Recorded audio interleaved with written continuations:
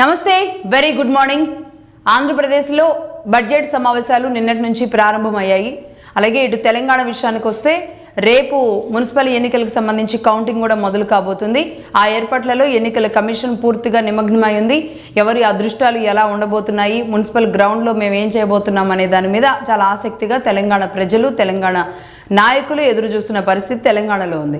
ఆంధ్రప్రదేశ్లో ప్రధానంగా AP budget సమావేశాలు నిన్న గవర్నర్ ప్రసంగంతో గవర్నర్ ఏపీ ప్రభుత్వం తీసుకోబోయే ఇప్పటివరకు తీసుకున్న కార్యాచరణ విధానం గురించి గవర్నర్ ప్రసంగం ఏదైతే ఉందో దానికి అది చదవడం, నిన్న గవర్నర్ గారు చదవడం మనం చూసాం. ఆ తర్వాత ఇవాళ ఆర్థిక మంత్రి పయ్యావుల కేశవ్ గారు ఏపీలో బడ్జెట్ ప్రవేశపెట్టబోతున్నారు. మరికొద్ది గంటల్లో బడ్జెట్ సమావేశాలు కూడా ప్రారంభం కాబోతూ ఉన్నాయి.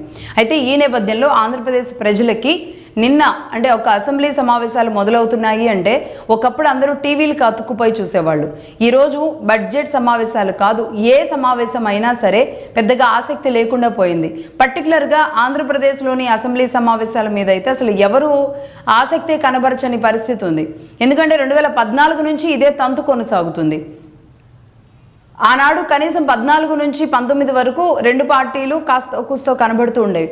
ఆ తర్వాత కొద్దిమంది ఎమ్మెల్యేలు ఉన్నప్పటికీ కూడా టీడీపీ సభ్యులు ఎక్కడ కూడా డుమ్మాలు కొట్టకుండా వెళ్ళడం, సరే ప్రతిఘటించేవాళ్ళ, తర్వాత బయటికి గంట వేయబడేవాళ్ళ, ఏది జరిగినా సరే అసెంబ్లీలో అయితే కూర్చునేవాళ్ళు. బట్ మళ్ళీ ఈసారి మాత్రం అసెంబ్లీలో మేము కూర్చోము అన్నట్టుగా వైసీపీ బయటికి వెళ్ళిపోయిన పరిస్థితి. ఇప్పటికి మరి 2 ఏళ్ళు కావస్తుంది. ఇంకొక 2-3 నెలల్లో 2 ఏళ్ళు కావస్తుంది. ఇప్పటి వరకు ఏ సమావేశాలకు కూడా వైసీపీ హాజరు కాని పరిస్థితి ఉంది.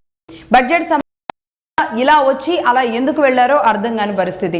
ఎందుకంటే బడ్జెట్ సమావేశాలకైనా వస్తున్నారు, వైసీపీ కూడా దీని మీద ఒక సమావేశం ఏర్పాటు చేసుకుంది అనుకున్నప్పుడు నిజంగా ఇక్కడ నుంచి ఏమైనా కొత్త వరవడ ఏమన్నా వైసీపీ ప్లాన్ చేయబోతుందేమో, మొన్నటి నుంచి ఒక విధానంగా ఉన్న దగ్గర నుంచి ఇప్పుడు కొత్తగా ఏమైనా ముందుకెళ్తుందేమో అని అందరూ అనుకున్నారు. కానీ దానికి పూర్తి భిన్నంగా జస్ట్ అటెండెన్స్ వేసుకోవడానికి మాత్రమే వచ్చి అలా వెళ్ళిపోయారు. ఇలా వచ్చి అలా వెళ్ళిపోయారు.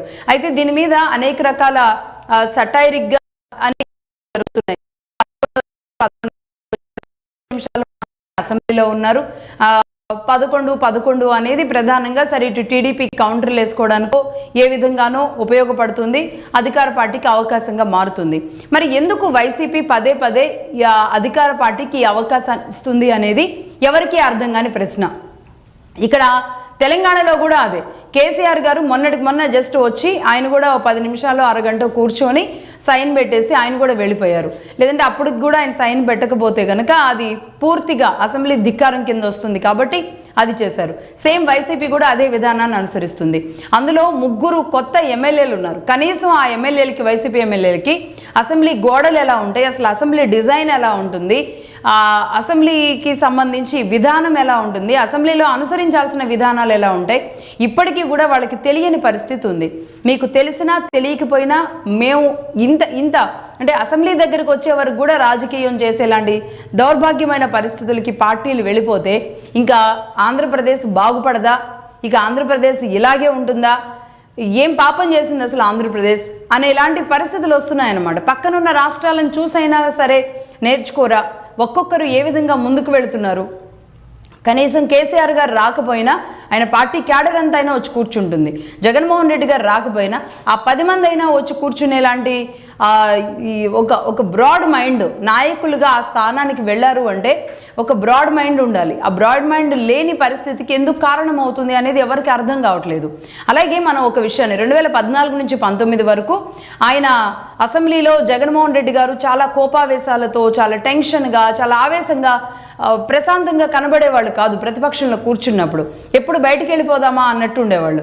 అదే సమయంలో మైక్ ఇవ్వని కారణంగా నేను ప్రజాక్షేత్రంలో తేల్చుకుంటాను అని ఆవేశంగా ఆయన ఒక సవాల్ చేసి బయటకు వెళ్ళి ఆయన అనేక కార్యక్రమాలు ప్రజల్లోకి వెళ్ళడం, ప్రజల్లో తిరగడం, ఇక ఆ తర్వాత అసెంబ్లీకి రాకుండా ఆయన నడిపించారు. అంటే దాన్ని ప్రజలు యాక్సెప్ట్ చేశారు. ఒక రకంగా కోపంగా ఆయనకి మైక్ ఇవ్వలేదు కాబట్టి మా దగ్గరకు వచ్చారు అని ప్రజలు గమనించారు, ప్రజలు చూశారు, ప్రజలు ఆదరించారు. 2019లో అదే విధంగా గెలిపించారు. ఆ తర్వాత జగన్మోహన్ రెడ్డి గారు ముఖ్యమంత్రిగా డుమ్మాలు లేకుండా చక్కగా ముఖ్యమంత్రిగా మాత్రమే ఆయన అసెంబ్లీలో వెళ్ళి కూర్చున్నారు. ఇక ఇప్పుడు 2024లో అధికారంలోకి వచ్చిన తర్వాత ఏ మాత్రం ఎవ్వరు ఏమనుకున్నా సరే పట్టించుకోకుండా ఆయన అసెంబ్లీ వైపే చూడని పరిస్థితి నెలకొని ఉంది. ఇప్పుడు జగన్మోహన్ రెడ్డి గారు ఇన్నిసార్లు అసెంబ్లీకి రాకుండా జస్ట్ ఇవాళ కూడా వచ్చి ఒక సైన్ చేసి అవి మెడికల్ కాలేజెస్ విషయం కానీ లేదంటే అంబటి రాంబాబు గారి విషయం కానీ ఇలా కొన్ని అంశాలను తీసుకొని ప్లెకార్డులు పట్టుకొని జస్ట్ బయటకు వచ్చేసి దీన్ని క్లోజ్ చేసేశారు. అంటే రేపు ఆయన నేను అసెంబ్లీలో నా గొంతు వినిపించాలనుకున్నాను, నాకు మైక్ ఇవ్వలేదు అని చెప్పడానికి ప్రజల దగ్గర ఒక అవకాశాన్ని జగన్మోహన్ రెడ్డి కోల్పోయారు, మిస్ అయిపోయారు. ఏ అసెంబ్లీలో అయితే నాకు మైక్ ఇవ్వని కారణంగా నేను